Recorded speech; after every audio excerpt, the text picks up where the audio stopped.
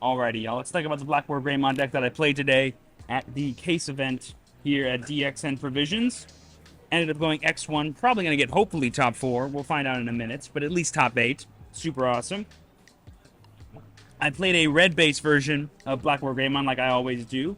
Here we got the 4 copies of Koromon, the 1 copy of Guri is basically our draw 1 cards when we attack. Whole deck is Greymon, and it's really easy to get above 6k. This deck is all about being mid-range and being controlling, so having access to ways to draw cards and gain DP is super big. Moving on to our level 6s, we have the star of the show himself, Big BlackWarGreymon from BT8. Windage Evolve. If you have a red source, killing 6 cost worth of Digimon is awesome. If you have a black source, killing Tamers, even better. I didn't play against a single hybrid deck today, but had I, this card would have put in some work. We got we have two BT1 WarGreymon to sort of round off the level 6s. Just a really nice way for us to increase our natural aggression while also playing around scary security effects. Super awesome card. I wish he wasn't 11,000. Sometimes that math can be a little awkward to get up to, but we have tons of ways to gain DP, so hopefully we can make it work. I used to play a copy of EX1 WarGreymon to help against mirror match or blocker-focused decks, but there isn't really a lot of those right now, so I'm not too worried about it. In the future, that might change. Moving on to our ultimates, we got 4 copies of BT8 Metal Greymon, 2 copies of Chimeramon, and 1 copy of EX1 Metal Greymon. This is the best card in the deck. Seeing this means you usually are good to go to start attacking your opponent's unsuspended Digimon. It's also a really funny card against like any armor rush decks. You can just de-evolve the armor and then kill what's underneath. Really cool card. 2 Chimeramon, kind of a flex spot in the deck for level 5s. Basically, this allows you to, if you have like a black source in your trash, to regain that source and have both of BlackWarGreymon's effects live. Really useful. And then finally, 1 EX, 1 Metal Greymon. Some people have been cutting this, but I like it a lot because it's a really good utility Digimon that I can use to attack with early, clear board, and then go into something like BlackWar to help get some extra pops. And don't underestimate having the 3 evolution cost. Thanks to Nokia package and whatnot, that can make things really easy for you to climb up to.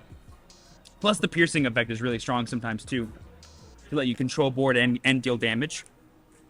Level 4s, we got 4 BT8 Greymon, 3 Geo Greymon, 3 BT5 Greymon, and 2 starter. This is the best one. Giving blocker to BlackWarGreymon feels unfair because you can unsuspend during your opponent's turn and basically have 2 blockers at 12k at least.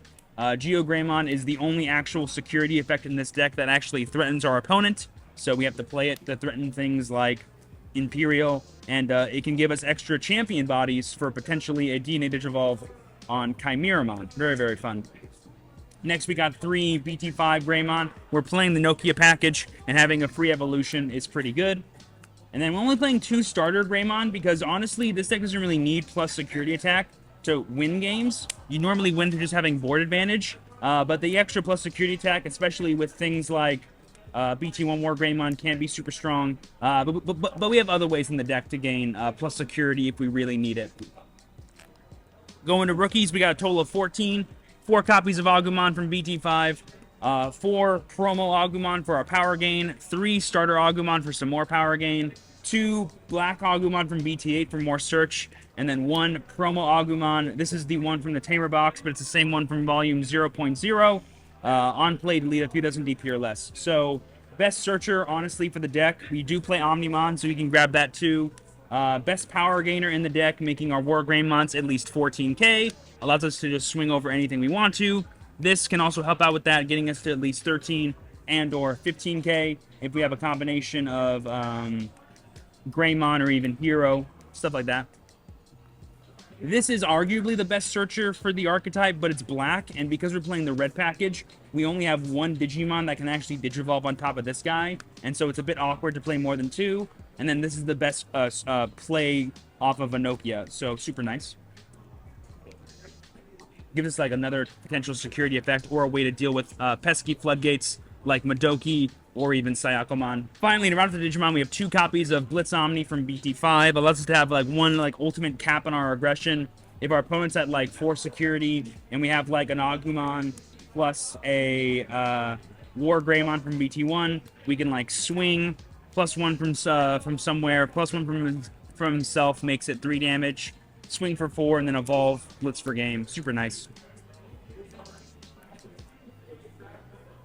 Also having 14k in DP in the security might come up sometimes too.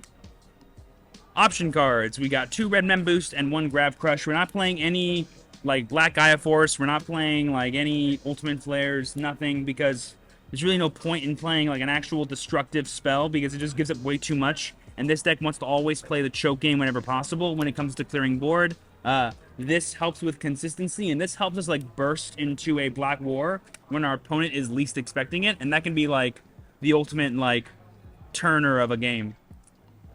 Finally, Tamer cards. Only 3 Nokia. The reason why we cut down from this is to make room for more memory gainers. So we have 2 Taikamiya and 1 Hero.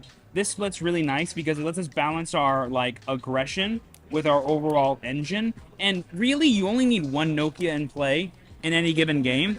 But I do think 4 is correct. But testing only 3 felt pretty good. I don't think I was ever without Nokia for too long.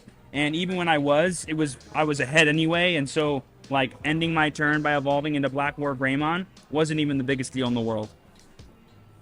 Anyway, that's my BlackWarGreymon deck that I used to hopefully get top 4 today. Hopefully you guys enjoyed watching the IRL live stream that I'm currently in the middle of.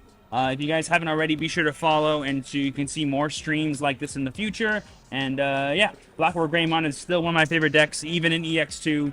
And had I been a little bit smarter against Mastamon, maybe I would have gotten first place. Who knows? Definitely not.